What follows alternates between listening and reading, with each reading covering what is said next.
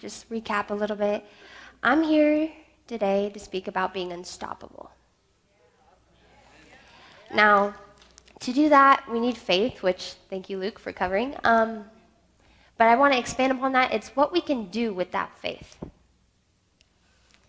And it says in Matthew 17:20, I tell you the truth. If you have faith as small as a mustard seed, you can say to a mountain, move from here to there, and it will move.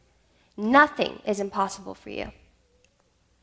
Our relationship and trust with the Lord is what enables us to do the impossible, to change lives, to perform miracles. I want to raise people from the dead. I want to make the mute speak and the blind see. But it doesn't even have to be that big. You can just introduce someone to Jesus. Well, obviously that's huge, but I mean, you introduce friends to each other all the time. It only takes a second, maybe a few more than that, but I mean, a second to introduce someone who's going to change their life forever. Knowing this, why do we let fear cripple our mentality and the ability that God gave us? We're all so prideful. You may not think so, but we're all prideful. Afraid of failure, afraid of judgment. It's huge. I'm going to have some people come up and help me with an example, but yeah. I just want to explain their roles real quick so you understand. Come on over here, you guys. David is the person I'm trying to introduce to Jesus. And in this case, sorry, Macy, you're the enemy. And I just want to get to David. I just want to get to David. This is what God's called me to do. So, actually, here you go. It's not working. Okay. No, So why here do we you go. think you're good enough? Excuse me, sorry. You're not capable of this. No, these things going on in your life, you can't. I just want to introduce No, I'm him to telling you, someone. you're not capable. No, take this, you're not. I just want to introduce. You can't. What? You can't. You're not capable. That feeling you're feeling, that's fear. And you're going to keep feeling that. No, I'm telling you. I just want to. No, you're not capable. Take this one too. You can't, and you won't. Why can't I do this? Because you're scared. See, I took it upon myself, what they just said. She might have put it out, but I'm the one who grabbed hold of it.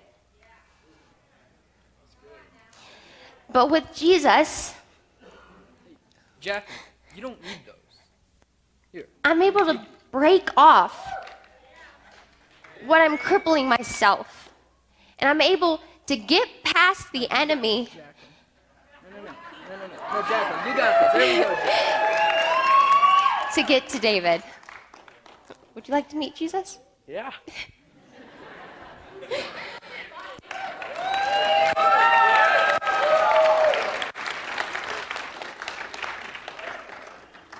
When we believe what people are saying, we're crippling ourselves. Because in reality, those are just words. They could say them all day long, but it's if you take them to heart and if you accept them as what you are. She's saying, I wasn't capable. You're not the right person for this. You're not good enough. But why do we care what they say? Why do we let people shoot us down? In Isaiah 54:17, no weapon formed against you will prosper, and you will refute every tongue that accuses you.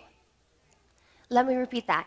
No weapon formed against you will prosper. This means words, guns, cars, social media, nothing formed against you will prosper. And you will refute every tongue that accuses you.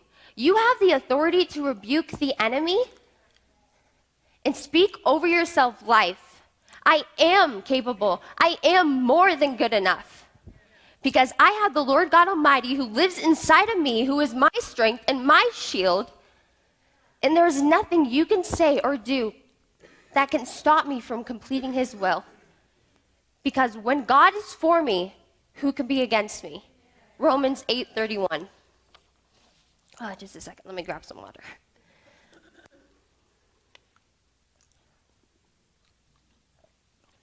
See, without God, That wouldn't have been possible. I probably could have done it. I have crutches. I could have hit her. But I mean, there's so many things that we can try and do on our own, but it's 10 times easier with God. 10 times easier. Take David and Goliath. In my opinion, I don't think David would have went out there if he didn't think God existed. The only reason why he went out there is because he knew God had his back. God was his strength. It's funny, actually, I found out that I was preaching. Someone came ask me, hey, what are you preaching about? Excuse me, I'm preaching? That was news to me. I found out a week and a half ago, Wednesday night. But the next night, I'm just getting into worship, I'm getting into prayer, and I'm just like, oh, Lord, there's so many things I could preach about, but what do you want me to say this Sunday? What do you want me to say that is meant for this Sunday? And it's funny, I got the word unstoppable. Ugh, that was crazy. I'm like, oh, how do I build off of this? And the Lord just flowed out of me and just like, I got my message out. But I have this list on YouTube that I want to watch of sermons that I haven't yet seen, or like people I'm interested in and stuff they say. First one on there after I'm done and I'm coming out of that spiritual high, whew, is Todd White. And it said, he was preaching about being unstoppable with Jesus. Immediately after I finished finding out what I was preaching about. And there's some things in there that I was like, I got to give him credit for this, because I never saw it like that before. Let's take the Old Testament first commandment, Deuteronomy 6:5. Love the Lord your God with all your heart, with all your soul, and with all your strength. But in the New Testament, it changes. Love the Lord your God with all your heart, with all your soul, with all your mind. See, God took strength out of it because you're supposed to love him and trust him through your insecurities and through your weaknesses, because he is your strength. See, we don't have enough strength to do it on our own, but we don't have to have enough strength to do it on our own.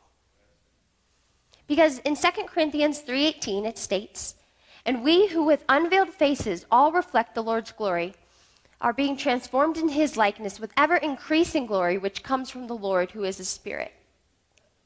Further down it says, by setting forth the truth plainly, we commend ourselves to every man's consciousness in the sight of God.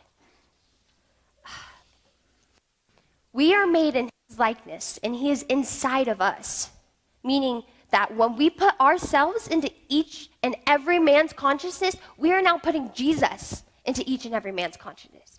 We are affecting so many just by being ourselves, because we are like Jesus. Amen.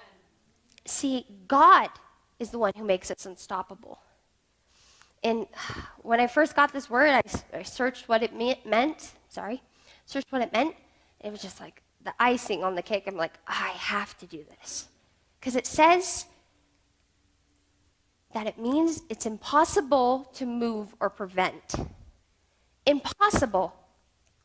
See, with the crutches, for example, without God, I was just shaken and I was moving and I was just like, no, I can't do this. What the heck?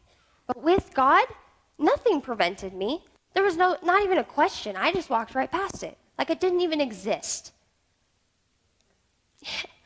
See, with man, this is impossible, but with God, all things are possible. Matthew 19:26. And I just have one more question for you guys, I guess. Are you going to let people cripple you? Are you going to accept those words that have been poured over you? Or are you just going to look to Jesus and ignore all the distractions?